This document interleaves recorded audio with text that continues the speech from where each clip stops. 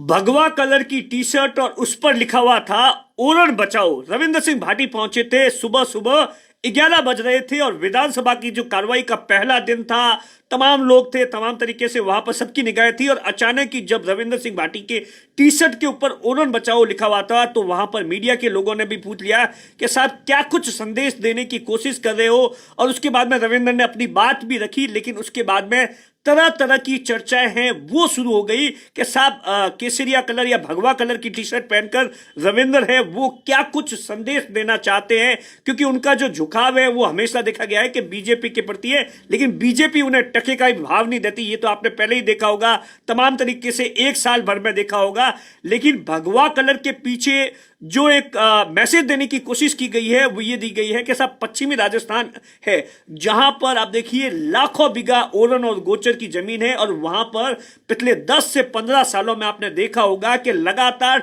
Solar की कंपनियां हैं, सरकार है वो उस जमीन को है, वहां की जो जमीन है जंगल के नाम पर है वो सोलर की कंपनियों को दे रही है। लेकिन इस बार जिस तरीके से जैसलमेर के बैया के अंदर 4 महीने पहले रविंद्र सिंह भाटी ने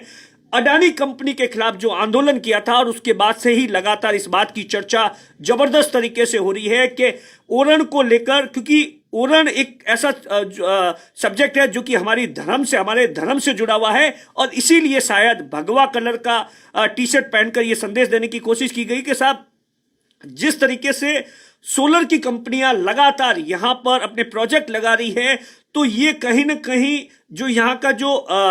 पशुधन है, खास तौर से गाय, जिसके लिए आपको पता होगा कि बीजेपी तमाम चीजों को लेकर गाय पर हमेशा उसकी एक अलग विचारधारा रहती है, तो वो कहीं ना कहीं है वो खतरे में पड़ सकती है। इसीलिए रविंद्र सिंह लगातार ये कोशिश कर रहे हैं कि साहब ओरण पर है वो अब वक्त आ गया है, चर्चा की जाए, सदन के अंदर चर्चा की जाए, आने वाले दिनों के अंदर विधानसभा के अंदर चर्चा की जाए। क्योंकि आप देखिए अभी अभी जो राइजिंग राजस्थान हुआ था वहां पर आपने देखा था कि जितना प्रोजेक्ट जैसे कि 30,000 या जितने भी करोड़ रुपए आए उसमें ज्यादातर हिस्सा है वो सोलर कंपनियों का है। और उसके पीछे क्या वजह है, मोटे तौर पर यह माना जाता है कि सब राजस्थान की सरकार है वो कंपनियों को इतनी छूट दे रही है कि कंपनियां बाहर की जितनी भी कंपनियां हैं वो ये चाहती है कि सोलर के प्रोजेक्ट हैं वो राजस्थान के अंदर लगे। खास तौर से दूसरी जो बड़ी वजह समझ में आती है कि यहां पर जो जमीन मिलती है डीएलसी की जो रेट है उससे दुगने की भाव मिलती है, वो नाम मात्र की मिलती है, उसमें किसान को कुछ पैसा भी नहीं मिलता है। जैसा कि आपने देखा होगा कि शिव विधानसभा के अंदर है एक गांव के अंदर किसानों ने लगातार धरना दिया, कंपनी के खिलाफ है, वो इसी बात को लेकर दे रहे थे। वहां पर भी रविंद्र ने वहां पर आंदोलन किया था और आखिरकार 3 लाख 4 लाख जैसा भी दावा किया जा रहा है कि साहब इतना पैसा बीघा दिया जाएगा। तो मोटे तौर पर यही वजह होती है कि सोलर की कंपनियों का इंटरेस्ट है वो इस रेगिस्तान के इलाके के अंदर है। लेकिन